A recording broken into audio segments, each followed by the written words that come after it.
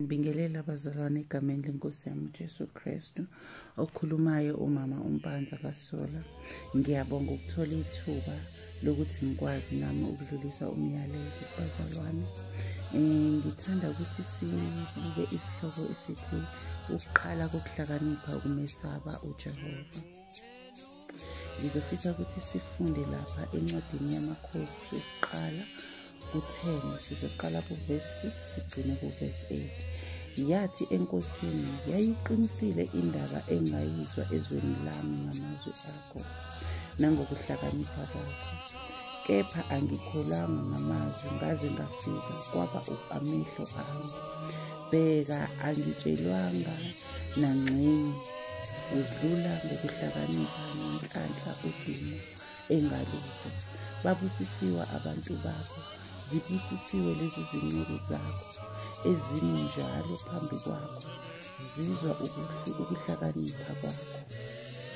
Bazalwane, la kule ncwadi uma ngabusuka nayo ekuqaleni, le inkosikazi yaseShiba, okwakuyinkosikazi eyayinakho konke, okwakuyinkosikazi eyayizazi futhi izazisa, izwa ngoSolomoni isezweni layo, izwa ngokuhlakanipha kukaSolomoni, izwa ngezinto ezazenzeka uSolomoni eJerusalema.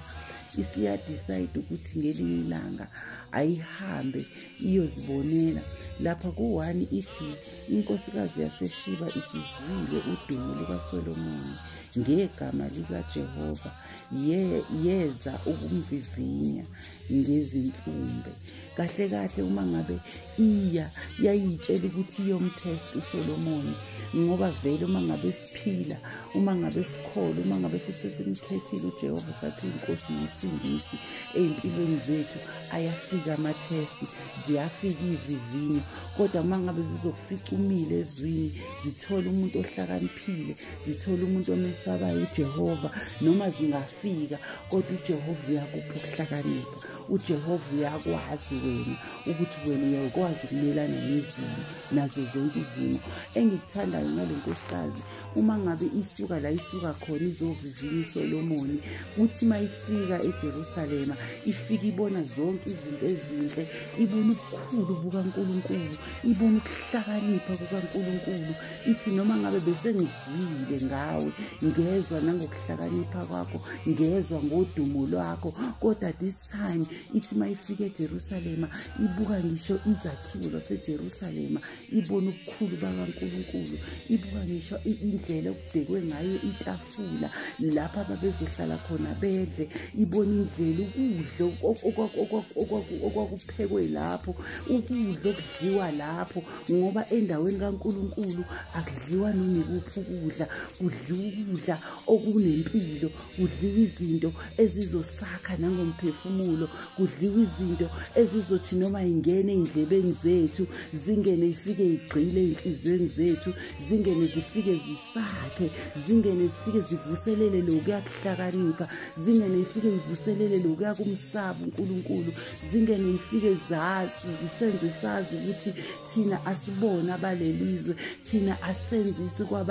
njengabantu balelizwe, thina asihambisi kwabantu balelizwe, kodwa thina sifuna okwaphezulu, ngoba siyazi ukuthi okwethu umbuso usezulwini. Uma ngabe fika lo nkosikazi, ezinye izinto emehlweni akhe ziyavuleka, uyabuka ukuthi uyazi ukuthini. Nebese ngikuzwile lapha u7 uthi kepha angikholwanga ngamazwi, ngaze ngafika kwaba amehlo ami. Useyazibonela yena zonke izinto, ukuhlakanipha, ubukhulu bukaNkulunkulu.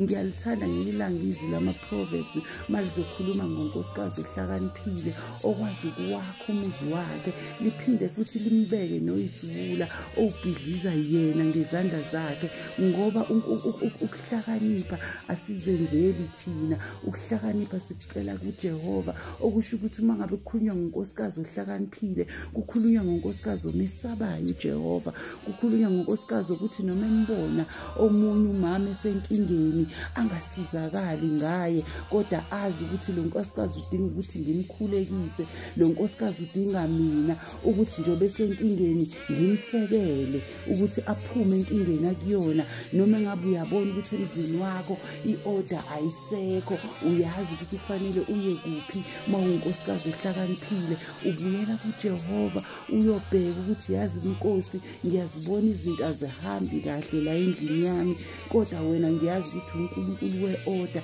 ngoba siyamkhumbula uJehova mayizoqala enza izinto adala emhlabeni. Zonke izinto wayizenza ngesikhathi, zonke izinto wayizenza nge-order. Wayethi noma esekudalile akudalile abesethi kuhle, ngoba kwakuba kuhle emehlweni akhe, okusho ukuthi nathi uqobo wathi mangabe silethe emhlabeni esidala ngo-Adam no-Eva wakubona kukuhle lokho, futhi wayazi ukuthi mayisidala sinenhloso ukuthi sibe khona emhlabeni. So uma ngabe uSolomon ecela ukuhlakanipha kuJehova ucela into edlula konke, ngoba uyazi ukuthi umuntu ohlakaniphile umuntu omesabayo uJehova.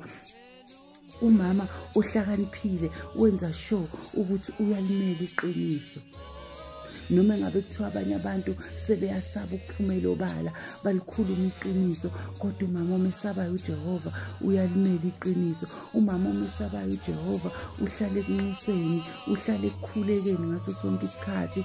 Uyazi ukuthi zonke izinto esizenzayo zivela kuJehova.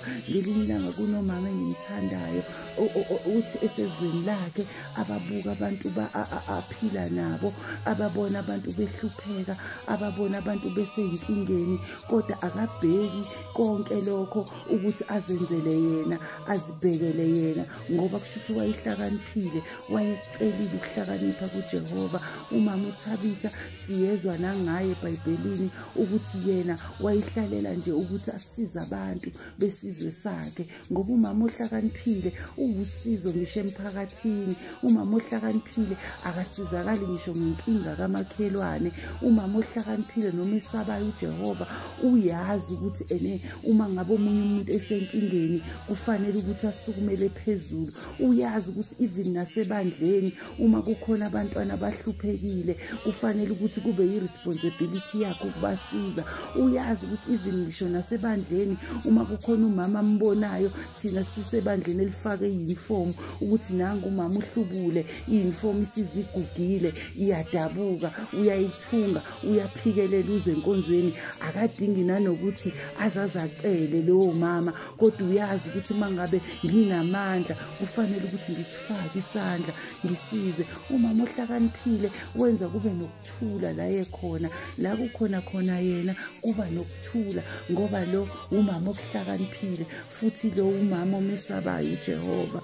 Ngiyamthanda kakhulu lo mama mayisethi ngizwile, mina ngisazwile, ngidecide ukuza ngiyozibonela, ngoba bekufanele ukuthi sisuke la sisuka khona siye endlini kaJehova siyozibonela, siye endlini kaJehova siyodumisa, ngoba ukudumisa uJehova yikona okusizayo, yikona nokusipha ukuhlakanipha, yikona nokusenza ukuthi simesaba uNkulunkulu, yikona nokusipho nembeze enhlizweni zethu, nokwazi ukumelana nazo zonke izimo. Noma sekukhona inkinga emizini yethu, noma sekukhona inkinga ezweni lethu, kodwa mangabe kukhona omama abahlakaniphile, omama abamesabayo uJehova, izinto ziyenzeka. Umama uThabitha kuthiwa wayekwazi ukusiza, akwazi ukusiza ngisho abahluphekile. Ngelinye ilanga kwafica ukufa, uNkulunkulu wamvusa, ngoba uNkulunkulu wakhe owenza kahle. Noma ngabe kuthiwa uyalala namhlanje, kodwa uyovuka ngosuku lokuvuswa,